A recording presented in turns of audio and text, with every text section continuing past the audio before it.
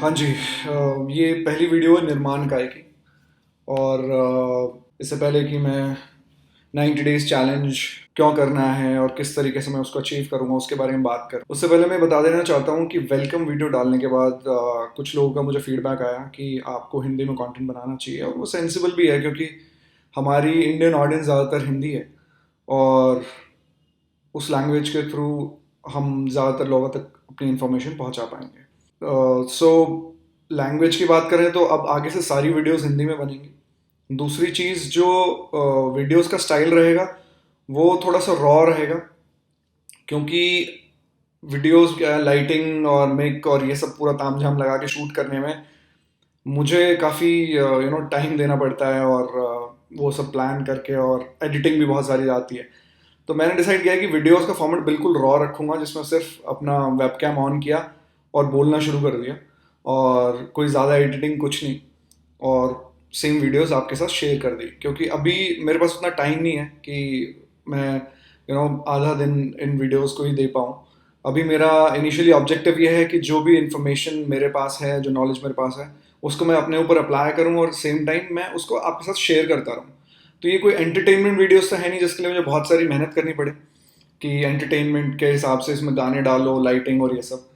सो informative videos हैं जिसमें आपको बहुत सारी जानकारी मिलेगी अपनी हेल्थ से रिलेटेड, और उस इन्फॉर्मेशन को आप यूज़ करें, अप्लाई करें, और आपको भी रिजल्ट मिले, बस यही ऑब्जेक्टिव है।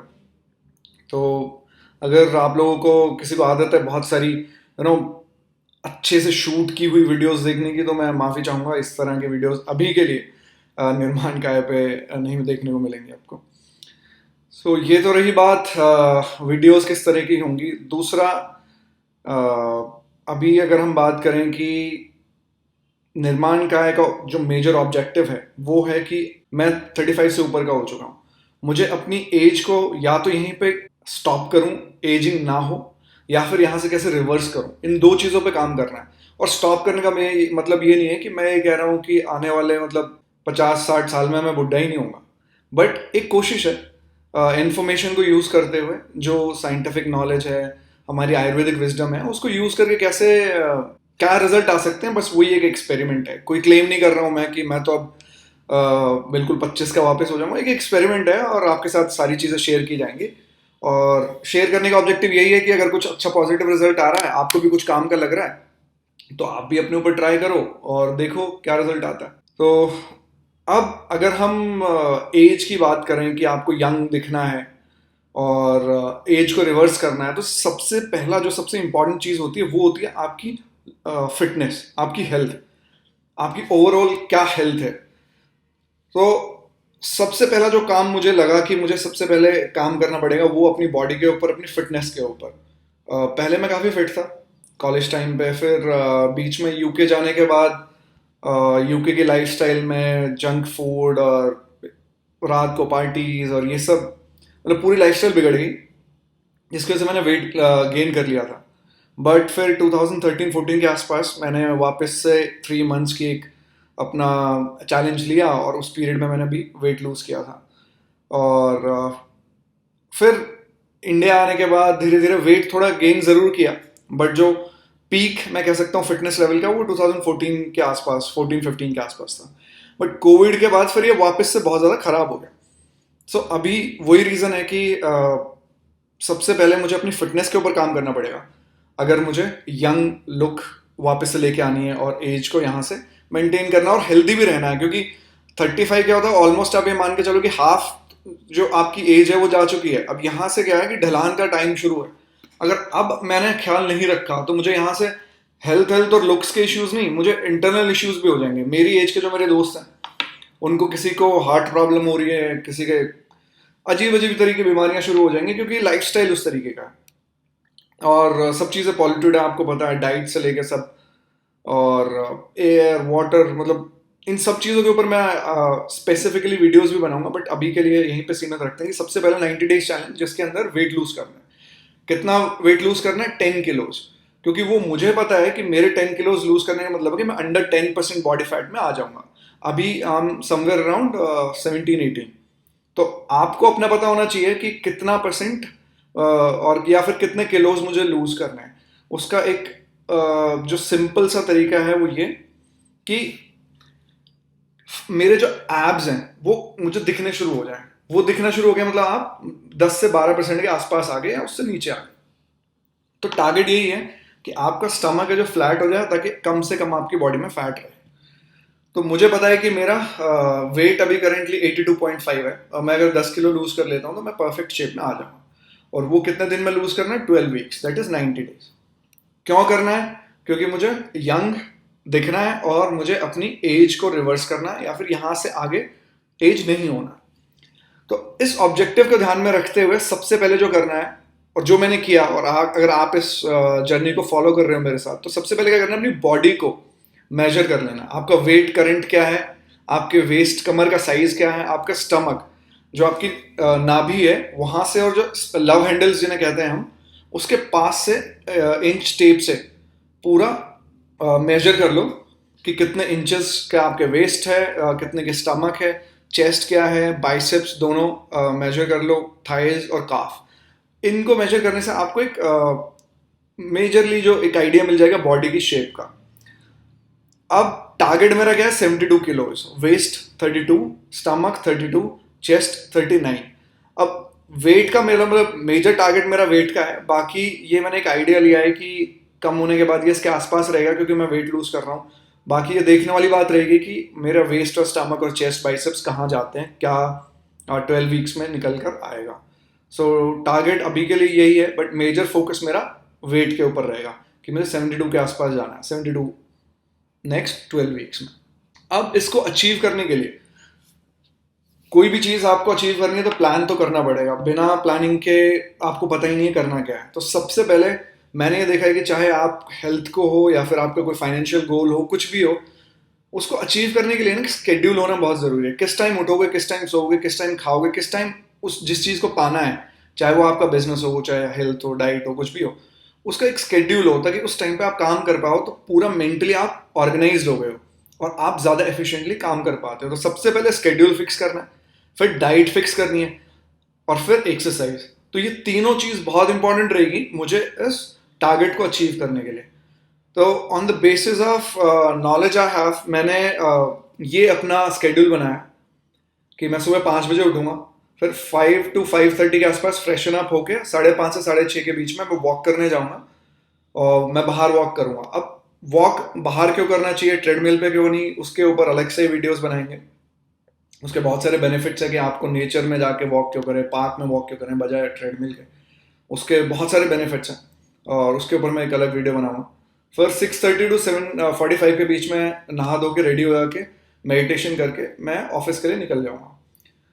नाउ 8 to 10 फोन सब बंद करके अपना जो भी मेरा सबसे इंपॉर्टेंट टास्क है वो सब करूंगा। 10 बजे के बाद क्या होता है, मेरी टीम रेडी होती है। सो 10 से 10:30 के बीच में जो भी काम मुझे किसी को डेलीगेट करना है, मुझे टीम को असाइन करना है, वो सब कर देता हूँ। फिर उसके बाद काम चलेगा, 2 और 2:30 के बीच में लंच रहेगा, और फिर वापस से काम 6 बजे मैं रैप अप कर दूंगा। 6 से 6:30 बजे के बीच में जिम जाऊंगा, और फिर 6:30 से 7:30 जिम करूंगा।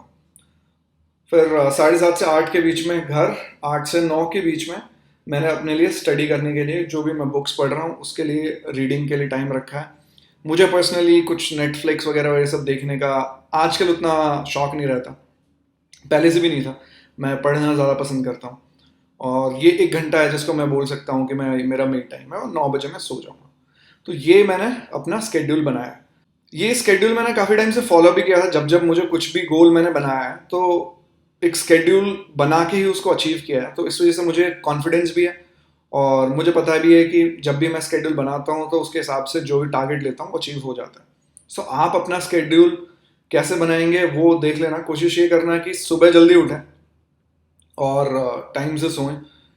जल्दी उठने और टाइम से सोने के ऊपर क्या रीजंस हैं, क्या कारण है, नींद क्यों 8 घंटे लेनी है, इस सब चीज़ों के ऊपर मैं अलग से वीडियोस बनाऊंगा, क्योंकि वो अपने आप में आधे आधे घंटे के टॉपिक्स हैं।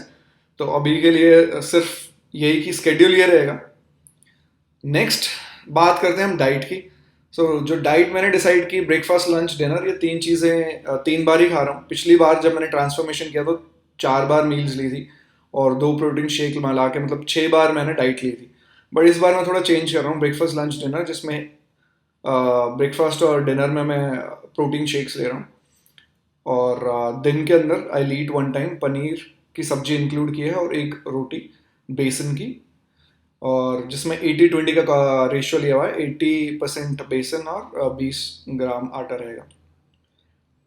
और मैक्रो की बात करें न्यूट्रिशन की, तो प्रोटीन, कार्ब्स और फैट का मैंने ये रेशियो लिया 120 ग्राम्स मुझे प्रोटीन कंप्लीट करना है, 150 ग्राम कार्ब्स है, 80 ग्राम्स फैट, टोटल कैलोरीज 1840 के आसपास रखी हुई है। अब क्योंकि वेट लूज करना है तो इतनी कैलोरीज में हमें अच्छे रिजल्ट मिल जाने चाहिए। अब अगर आप चिकन वगैरह खाते हो तो वो ऐड कर सकते हो, बट पर्सनली मैं नॉन वेज तो मैंने खाना काफ़ी टाइम से बंद कर दिया। एग्स सिर्फ अभी इसलिए ऐड किए थे कि प्रोटीन को इंक्लूड करने के लिए। और बाकी अगर आप चिकन खाते हो तो कोशिश करना कि ऑर्गेनिक ही सोर्स करें, क्योंकि मार्केट में जो चिकन और मीट आ रहा है वो पूरा हार्मोनल इंजेक्शन से इंजेक्टेड है, उनकी ग्रोथ बढ़ाई जाती है, जिसके आपको बहुत सारे साइड इफेक्ट्स होंगे।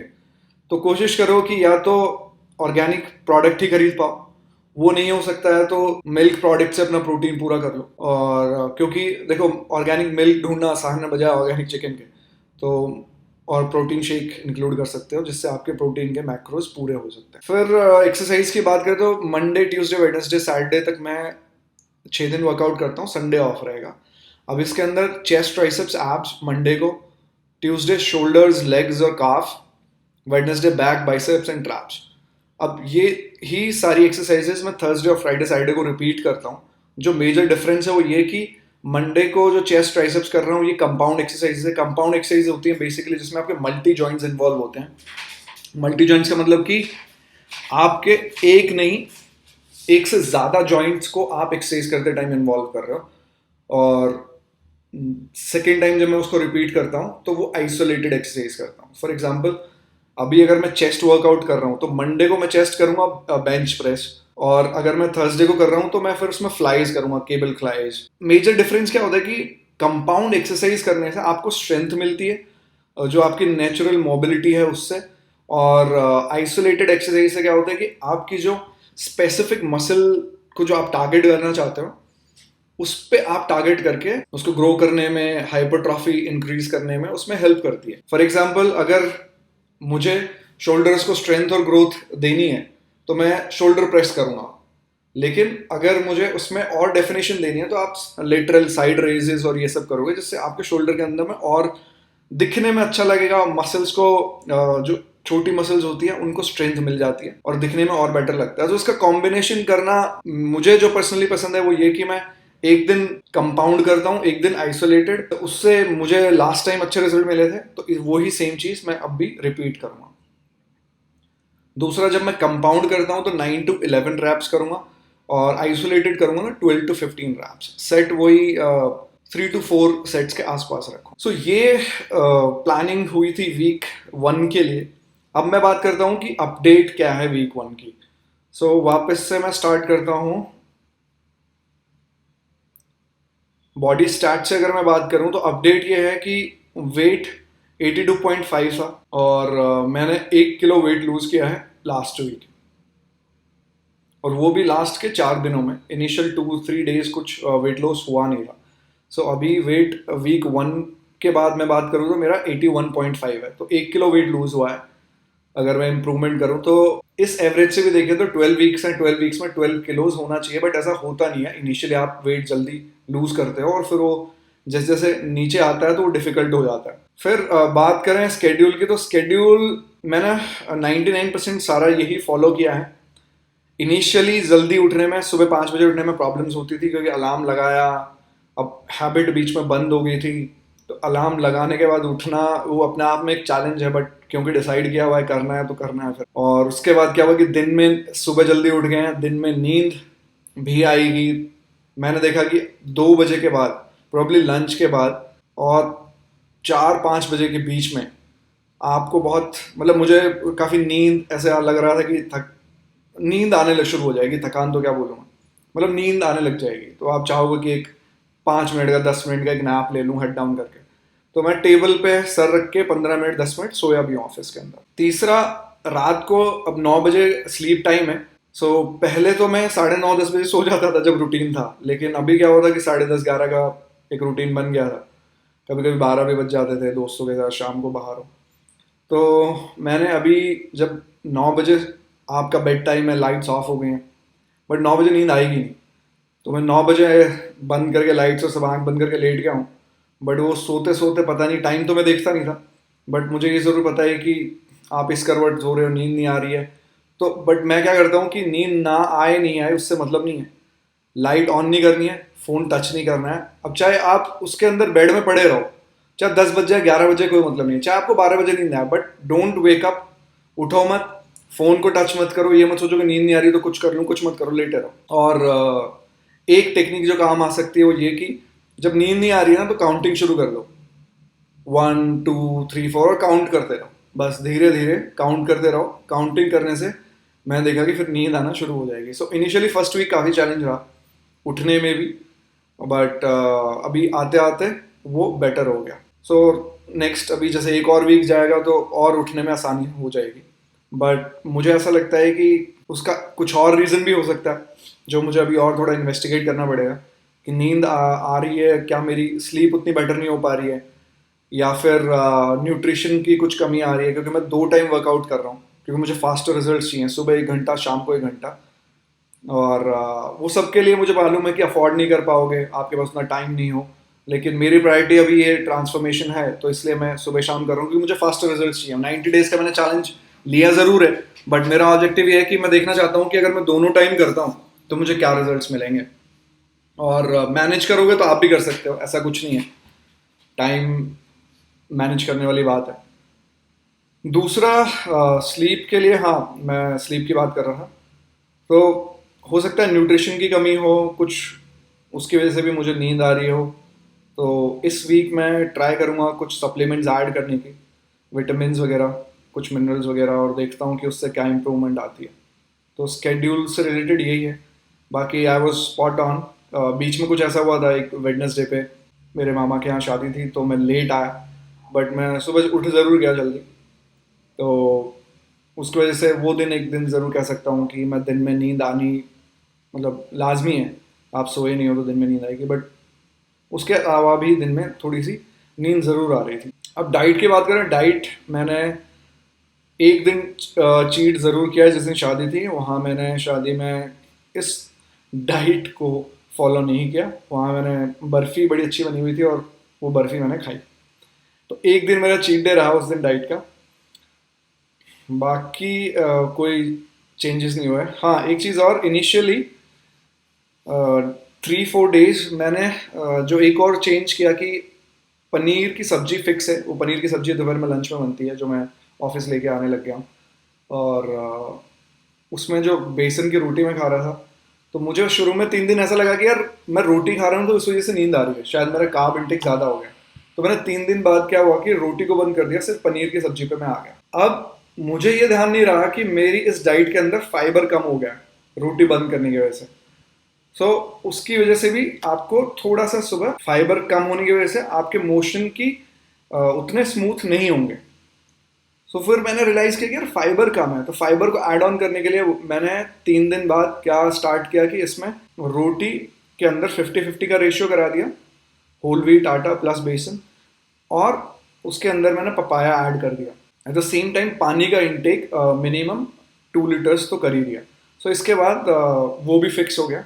मेरा फाइबर इंटेक भी सेट हो गया। अब बात करें एक्सरसाइज की, तो एक्सरसाइज में कुछ चेंजेस मैंने किए नहीं है। फर्स्ट वीक था, यूजुअली मैं जब कंपाउंड एक्सरसाइज करता हूँ तो मैं स्ट्रेंथ के लिए करता हूँ, मतलब कि ज़्यादा से ज़्यादा वेट उठाऊँ, क्योंकि कंपाउंड एक्सरसाइज में मेजरली जैसे मान लो ट्राइसेप्स की बात कर रहे हो तो ट्राइसेप्स में बेंच प्रेस है। बेंच प्रेस आप जब कर रहे होते हो तो आपको स्ट्रेंथ जितनी बढ़ेगी उतनी पावर आएगी, उतना ही नेचुरल मूवमेंट्स में आपको हेल्प मिलती है। डे टू डे लाइफ में आपको स्ट्रेंथ चाहिए ही चाहिए।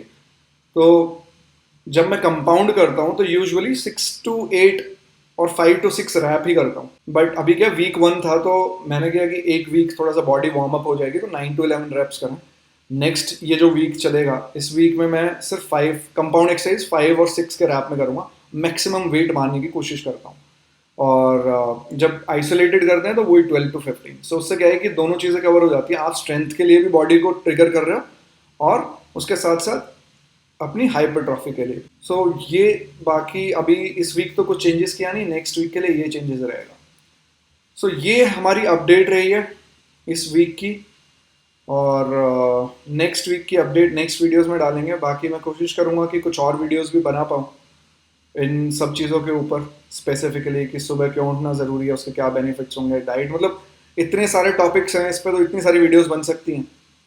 अब प्रॉब्लम यही है कि काम की वजह से थोड़ा टाइम नहीं होता है, काम भी देखना होता है। बट मैं कोशिश करूँगा कि अभी जो ये नया स्टाइल मैंने सोचा है कि रॉ वीडियोस बनाओ, सिर्फ कैम ऑन करो और रिकॉर्ड करो, बोलो, और ज़्यादा कुछ एडिटिंग नहीं, सिर्फ सीधा उठाओ और डालो। तो जितनी वीडियोस बन पाएंगी उतने ज़्यादा इन्फॉर्मेशन आप लोगों के साथ शेयर हो पाएगी, उतने ज़्यादा लोगों को बेनिफिट मिल पाएगा, यही ऑब्जेक्ट। तो ये हमारा वीक 1 का अपडेट 90 डेज चैलेंज का, और अभी तक तो सब पॉजिटिव है। बाकी देखते हैं बाद में कैसा क्या रिजल्ट आता है। तो मिलते हैं फिर नेक्स्ट वीडियो में। कोशिश करिए आप सब लोग भी इस चैलेंज को अपने तरीके से एग्जीक्यूट करें और 90 डेज के चैलेंज लेके चलें, जो भी मतलब एक फिटनेस के, मैं हो सकता है कि सब लोग जो ये वीडियो देख रहे हैं वो 35 से ऊपर के ना हो, आप लोग ऑलरेडी यंग हो, बट फिटनेस तो सबके लिए, मतलब आप फिट होते हुए भी और फिट हो सकते हो। सो अगर इसमें से कुछ आपके लिए यूज़फुल हो, कोई मेथड्स कुछ यूज़फुल हो तो ट्राई कीजिएगा, और बताइए मुझे कमेंट्स में क्या आपको बेनिफिट मिला, कुछ रिजल्ट आया नहीं आया, कुछ डाउट्स हो तो भी बताना। ठीक है, फिर मिलते हैं नेक्स्ट वीडियो में। Bye bye.